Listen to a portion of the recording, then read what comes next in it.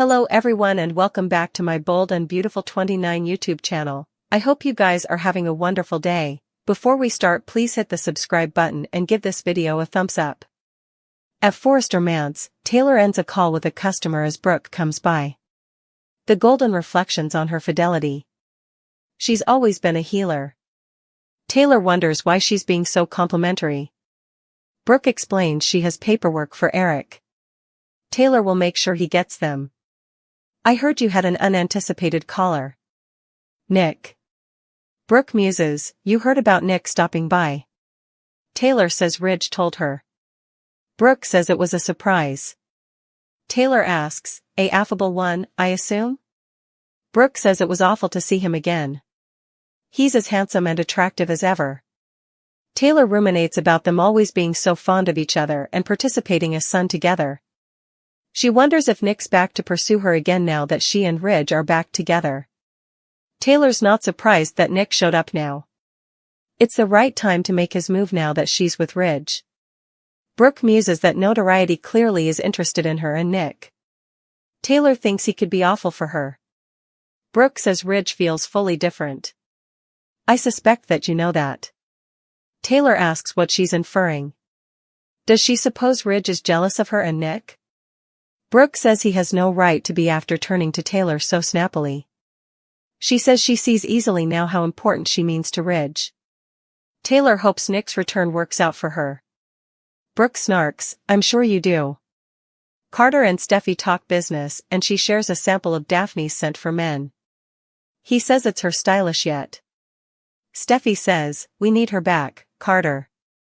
Ridge comes by and Steffi says her father agrees they need Daphne back now. They can't let Hope's passions intrude with the company's success. Carter understands their commitment to success and asks if they've considered bringing back Hope for the future. They need to back her, but after everything that went down, are they willing to do that? Can they do that? Steffi thinks they're getting ahead of themselves. She, tete-a-tete, can't forget what happened. Carter complains they suppose they're the only bones. Who were responsible? Ridge says, you were the only bones. Responsible.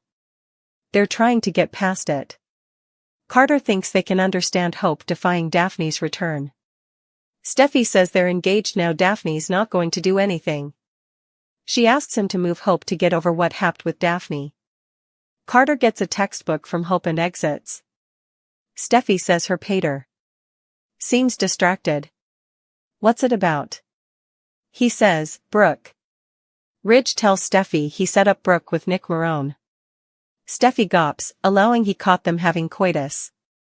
Ridge says not that.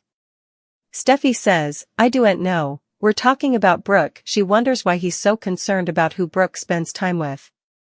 Ridge wonders why she sounds like her mama. He complains that Nick will break Brooke's heart. She's vulnerable and he's guarding her. Steffi says he sounds jealous. She bets Brooke is so happy about this.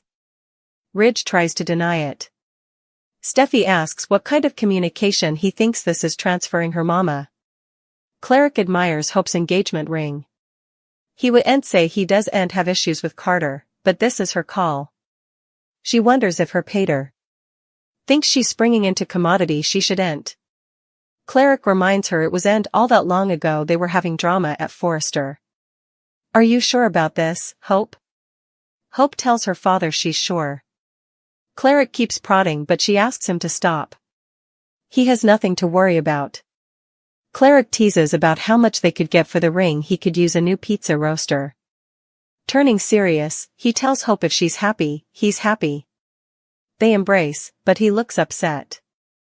Sitting alone after Deacon goes back to work, Hope flashes to a funny scene with her pater. Cleric reappears and asks if they've marriage plans yet. A date?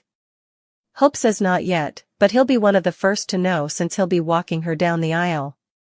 Unless he doesn't want to since he and Carter came to blows.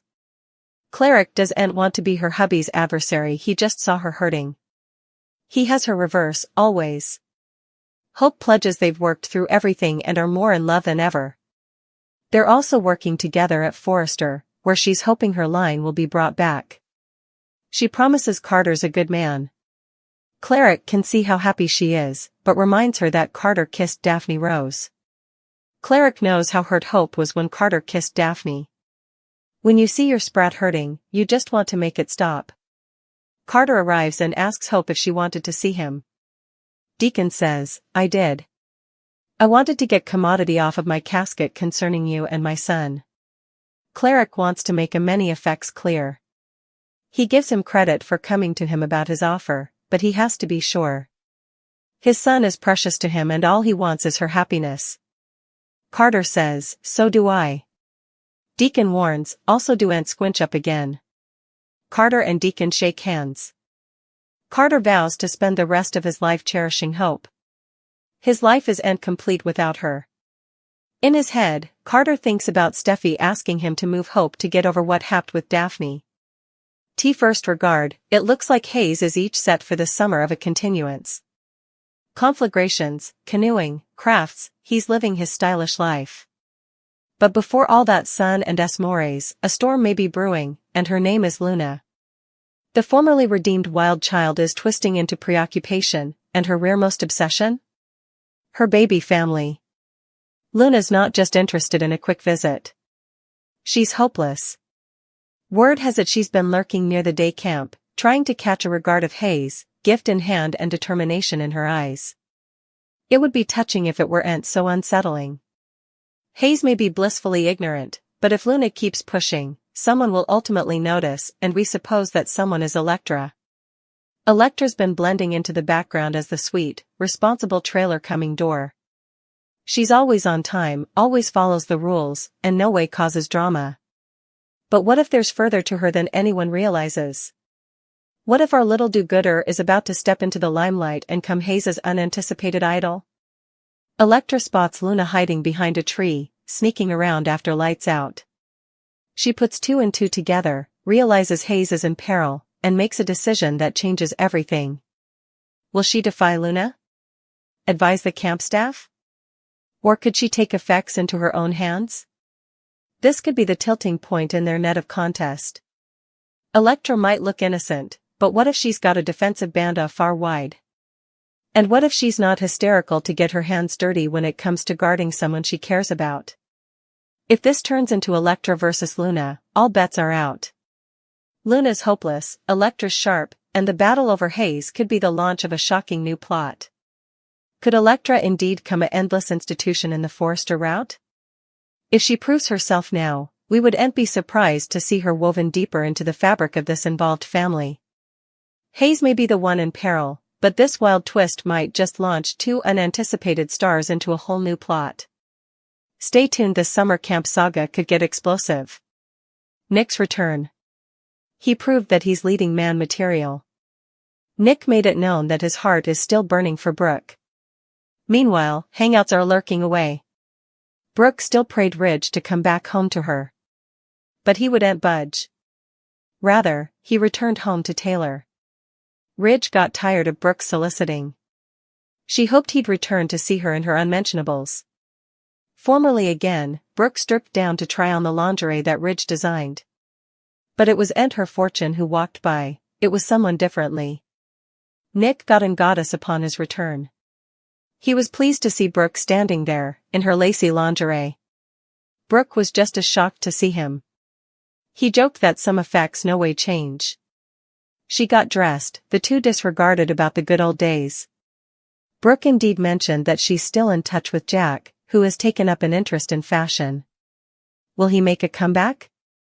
The discussion snappily shifted to Ridge. Jack heard that Ridge went back to Taylor. He wanted to know how Brooke was taking this. She admitted that she was disappointed. Nick wondered if it had commodity to do with the achievement preemption. Brooke verified his studies. Nick didn't understand why Brooke was induced that Ridge was her fortune. He knows how important hurt Ridge has caused her. Will Brooke wake up and eventually realize that she deserves better? Nick is a man who knows what he wants, and that's Brooke. Their discussion ended with a passionate kiss. Brooke is formally back and in full session. Liam set up a new art camp at the Spencer Sand House since Hayes Academy was destroyed by the campfire. Hayes was thankful for Liam's kindness. He gave Liam one of his toy robots and invited him to attend his first day at his new academy. Someone was lurking outdoors. Luna was keeping a close eye on the tight-knit family.